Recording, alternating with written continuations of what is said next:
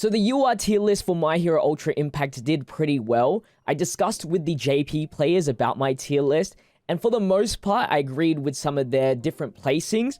And so I believe that 98% of that tier list was correct, but I did want to change, obviously, some things from the UR tier list. So if you want to revisit that, you check the pinned comments. There's some changes that I would definitely make on that tier list. Obviously, when recording like a 30+ minute video, you don't tend to think everything 100%. So in terms of that UR tier list, 98% of that was correct of that time of the recording. Obviously, if there's going to be new things added to the game, meta's going to change, characters are going to be relevant again. Some characters might even go down in tiers just depending on what they release in the future. But that's not the topic of today's video. Today I'm going to be answering one of the most asked things ever, and that is which SR units you should invest in. Now for SR characters, one thing that you need to know is stats are lower, effects are going to be weaker, damage is going to be weaker, but there is some utility reasons on why you should upgrade certain characters. So when it comes to these characters that I'm going to be showing you guys, their main purpose is filling in a spot for VE Tower. VE Tower is a mode where you entirely don't even need a full UR roster. You sometimes do want to run SR characters and even rare characters so you can get the most points in that game mode, since it has a point-based system and you need to do these certain effects to the enemy in order to get extra points. So keep in mind of that, so you won't be seeing too much damaging units, if any, none, for this list. And I'm not doing a tier list video because half of the SRs do kind of suck, but there are some outstanding ones for sure. So I have 10 really good characters, and then I have an honorable mention depending on if you need this role or not. So let's start off with the honorable mention first, and that is the Blue Toga. So Blue Toga, she does have effects. She reduces defense, does bleed and everything like that. But she's probably one of the strongest SR characters in the game, as long as you can proc a lot of her things. She has high crit rate, she has bleed, and she reduces the enemy's defense, which makes your other characters do more damage as well. So if you need another damage dealer, Toga could be a good choice for you, the SR Blue Toga, and she can be somewhat useful in VE Tower. I wouldn't say the most useful. So that was pretty much my only damage dealing unit in this list. Let's move on to the rest of the characters, the true top 10 list in my opinion. First off is Muscular. Muscular early game is a very nice card to just bring, because his most important thing is that he can taunt for 2 turns, as well as cut damage taken by 20%.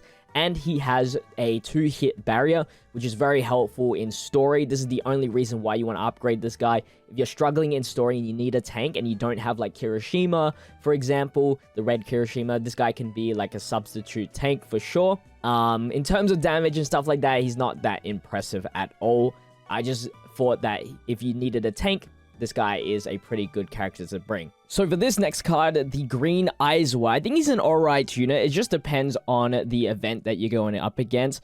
But for the most part, he has a really nice cleansing ability. So if you have an enemy that has a lot of effects that you just can't get rid of, this could be somebody you can use to get rid of them. And of course, he has the medium chance to seal the enemy.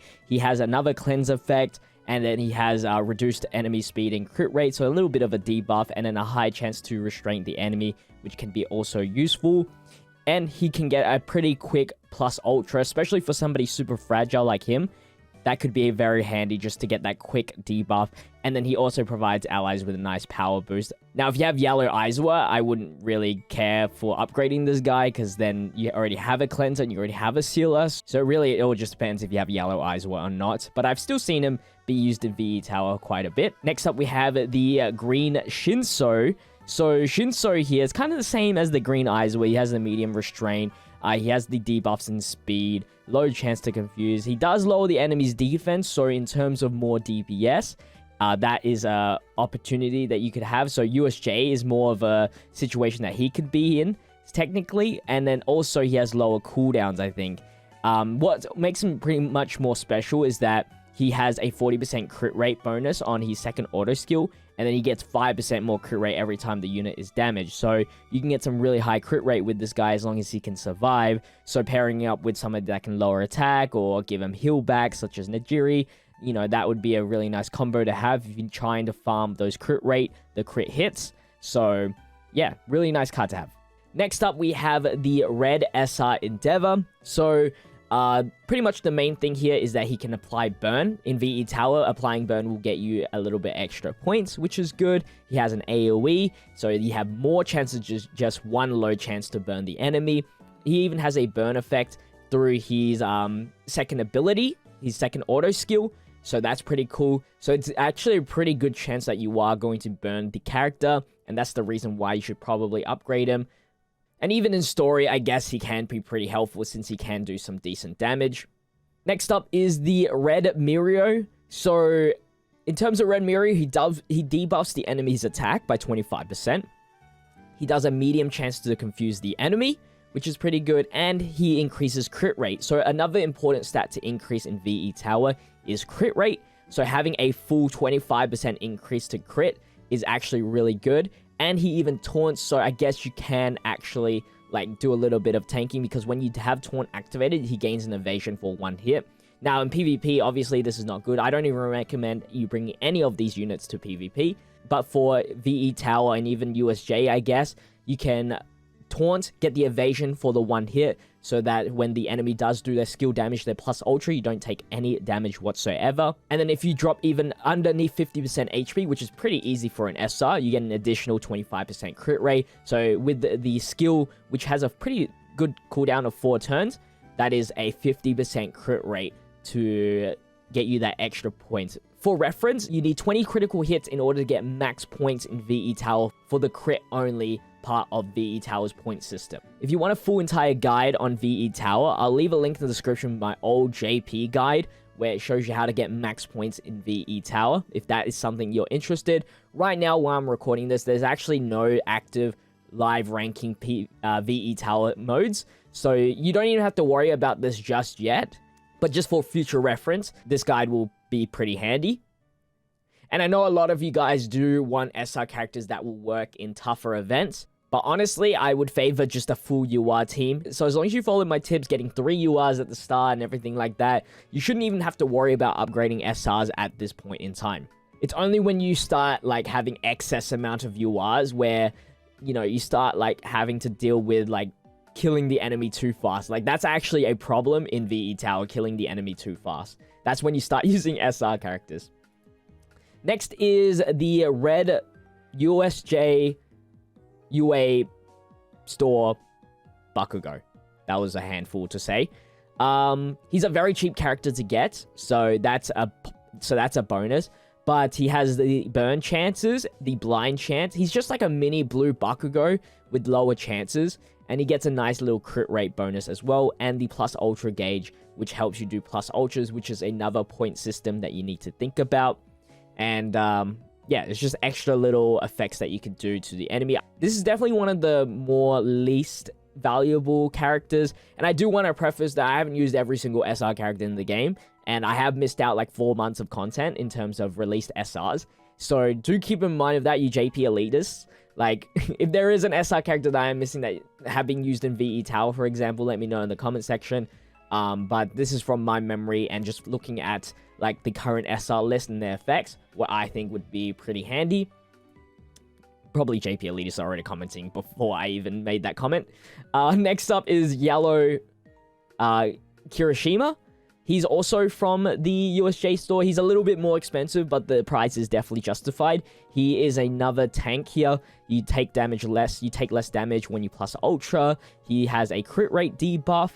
He has some decent damage, I guess. He has a taunt that allows him to take less damage as well. He's even a support for all 1A student allies for 10% attack.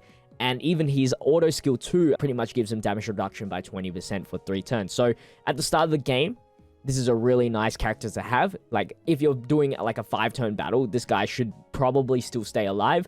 When it comes to like later battles, then this is where he probably falls off, because the taunt is a 5-turn cooldown, which is quite long for sure. Actually making an edit cut right here, I didn't know that this purple Jiro was actually a summonable SR, so I'm going to add this in really quickly in this part of the video.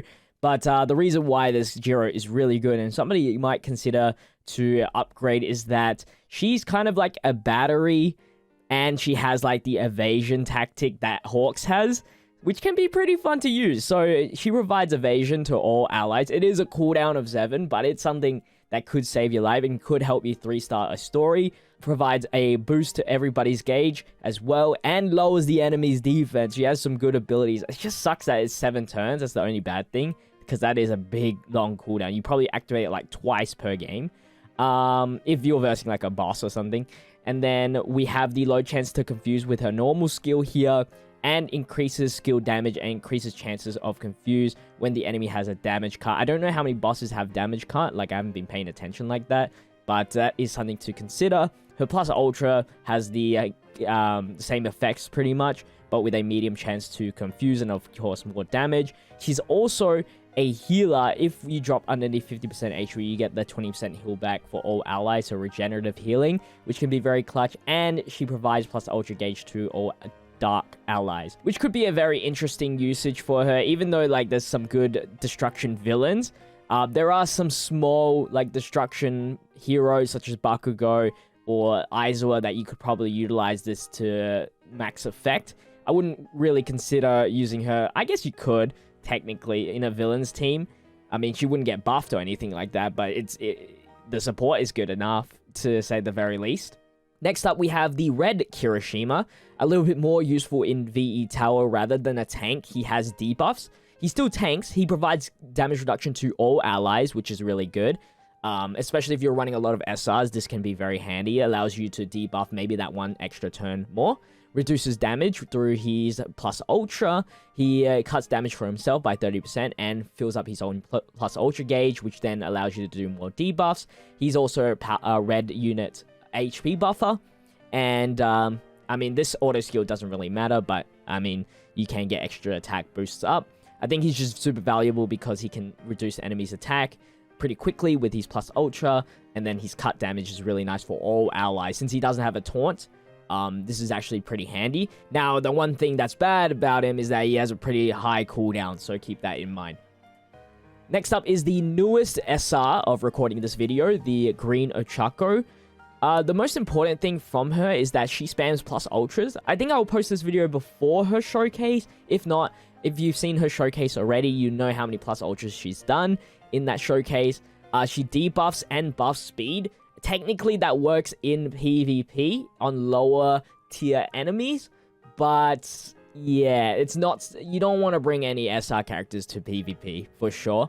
But the most important thing, the speed debuff and the speed increase allows you to get this skill, do extra bit of damage, plus ultra gauge by 30%, which is huge. It's a 3-turn cooldown.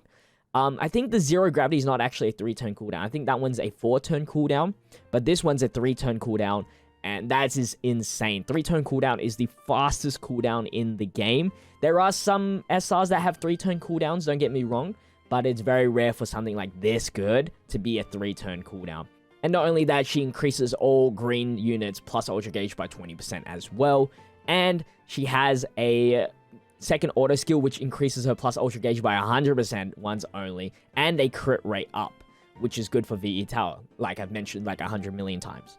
The third last card that we're looking at is the blue cooking Bakugou. He's a very staple card for VE Tower. I've seen many top tier, high ranking Japanese players use him. He just has so many different debuffs. He has crit rate debuff, he has burn, he has second chance to burn, he has speed debuff, he has attack debuff, he fills plus ultra gauge, he has more speed debuff, and a more crit rate debuff.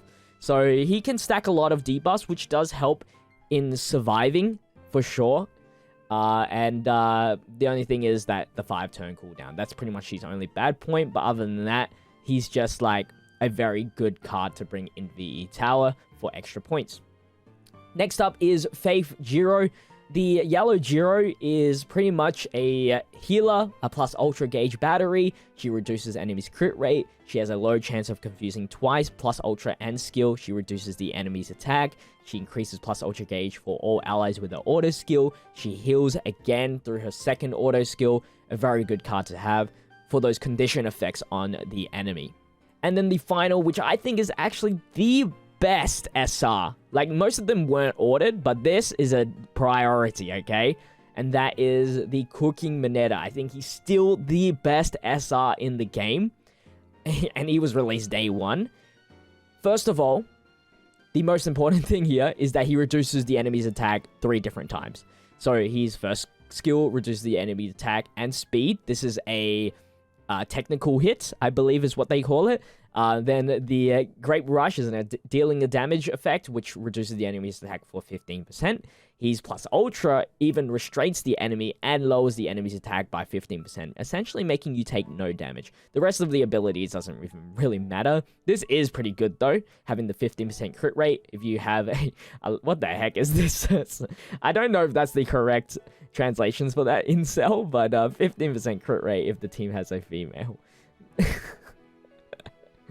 But yeah, those are the few characters you should invest in. Now, I didn't add any sort of story event SRs. Unfortunately, we don't know if they're coming back or not.